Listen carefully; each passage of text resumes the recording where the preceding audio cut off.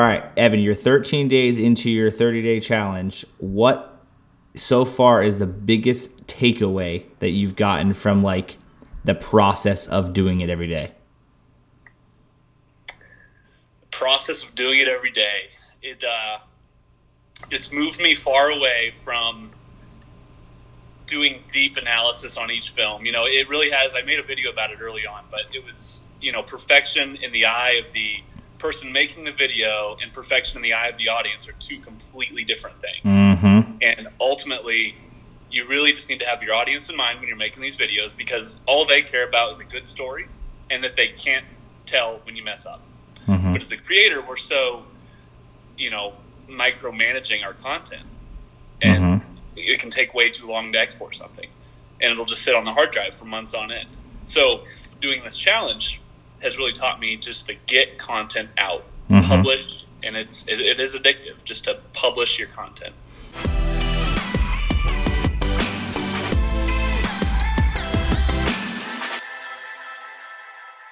It is a good day today. It is a good day because I finally settled on a name. Now, I'm not even going to share the name with you yet, because until everything is done and the website is live and the branding and every single piece is done, I'm not even going to share what it is. But I'm just super excited. It kind of feels like a big relief of stress to just move forward and get this started.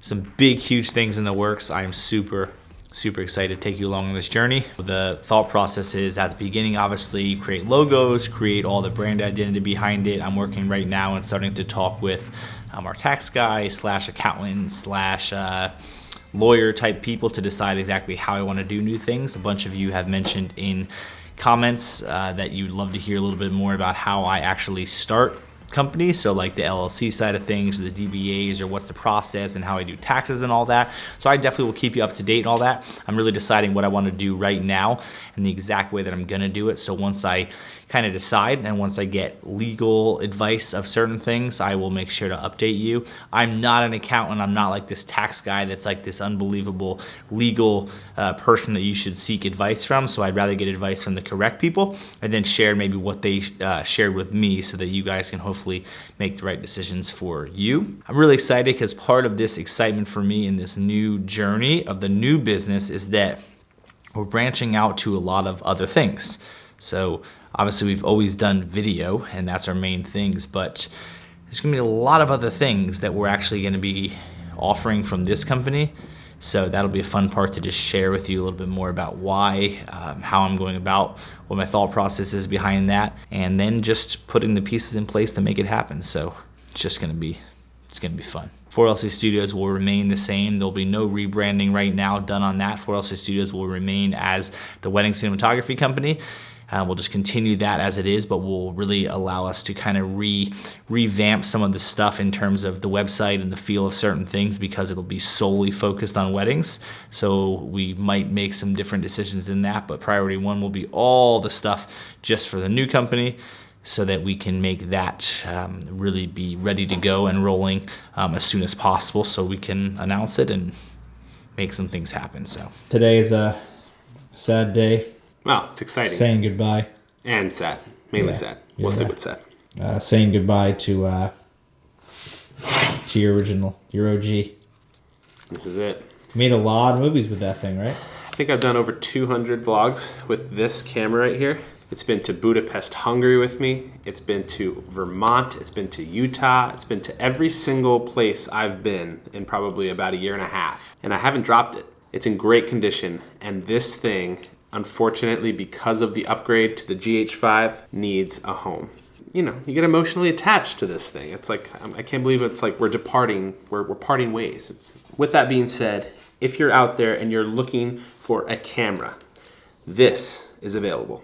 Yeah, that was just a really shameless plug for the fact that he's selling it, and I want him to sell it because no one likes just having gear sit around. So a huge thing that I've learned over the last couple of years as I've kind of built this YouTube channel and built this concept of building personal brand and identity around what I do is I've just realized how incredibly important it is to be a part of communities of people doing the kind of stuff that you do if you want to build personal brand. I've always made it a point to be a part of wedding filmmaking groups on Facebook and camera groups and filmmaker groups and kind of whatever I'm currently going through, and I just interact with community as much as possible. And as I hope that you also see on this channel, I do the best that I possibly can of replying to as many comments as possible and at least interacting with them as much as I can. I read almost every single comment that comes on my YouTube channel, and sometimes it's hard to keep up with. There are a lot of them, and there are a lot of comments on Instagram and so many different things that happen all the time. But I find it so important to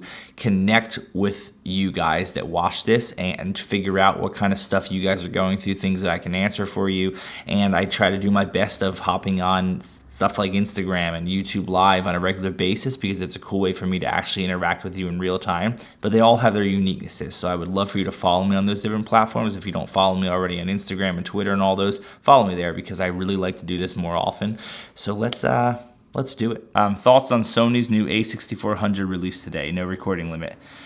I'm so mad that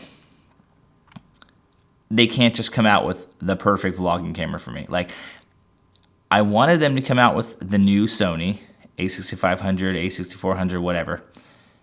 But they put the flip screen up, which is so dumb because then it's blocked by the microphone.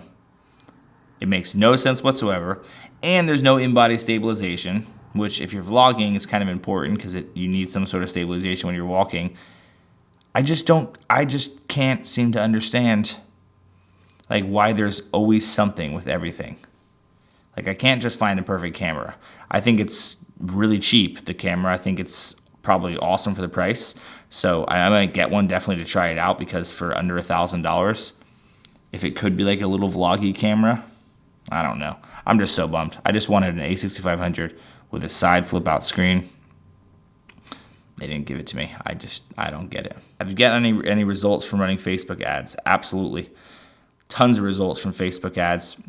Most importantly, actually, Instagram ads are really where we get the most in terms of weddings. We've been running a lot of wedding Instagram ads, so Instagram story ads, and definitely have gotten lots of leads coming in from it. So they're definitely effective and super cheap. How did you get over fear of talking to the camera? You just have to do it. I've posted like over 350 videos on my channel in the last like 2 years. Just practice. Talk to the camera. Hop on Instagram Live. Do Instagram stories. You got to be in front of a camera all the time. The only way you get better at shooting a basketball is to constantly shoot a basketball, right? The only way you get better at editing is to edit. You get better at shooting by shooting. You get better at talking to people, talking to a camera by talking to a camera. What do you think about wedding trade shows to get clients? Have you been to one? I was only at one wedding show that ever when I first started, and my only goal when I went there was to meet photographers and like wedding venues, because I think the only benefit of going to wedding shows is to actually interact with people there that will eventually like you enough to refer you. I feel like most couples that go there, most brides and people that go there, they're only going to see like who's the cheapest most of the time. So I'd much rather spend my time wisely and interact with the photographers and venues that are there and just be a really nice person and just get to know them so that they hopefully can, refer me just because they liked me as a person. So that's my technique of when I go to those things. Do you distribute your wedding films in 4K or shoot in 4K and distribute? We shoot in 4K and deliver in 4K. I haven't used my GlideCam in probably a year. I use the gimbal primarily all the time now. I still daily, or each time I use the gimbal, think about going back to my GlideCam because I still feel like a well-executed GlideCam shot still looks better than a gimbal because it's just not computerized. But there are so many pros of a gimbal that I can give it to a second shooter and they can still get me pretty good results where if I hand you my GlideCam and you don't know how to use it, you ain't getting anything good. Because there's a skill to it where the gimbal kind of has made made a lot of people get lazy with the process. I still think there's absolutely a craft to doing good gimbal work, but it's 100% easier getting a shot with the gimbal. But I feel like even when I work really hard on a gimbal, I still can see computerish movement compared to natural glide cam stuff. But it's just, and I mean, I love being able to just throw a glide cam in the back seat of my car and not worry about, like, I love not having to care about batteries, all those things. But a lot of that has been solved. Like, I have the Ronin S, and so I can go 2 weddings on 1 battery. Like, the battery life is fine now. You don't have to worry about that. It's not super fragile. I still kind of toss it around and it's fine. But that's the only thing is I still think that glide cams are just not really good tools, but it takes, like, because I had the whole vest setup and everything, so I love having like total flexibility, but I honestly haven't used it in like a year, so I don't really know if I actually believe what I'm saying because I haven't actually picked it up in a while. Okay, so I'm gonna hop off Instagram. Thanks guys, you guys are a lot of fun. Let's keep it going. See you there.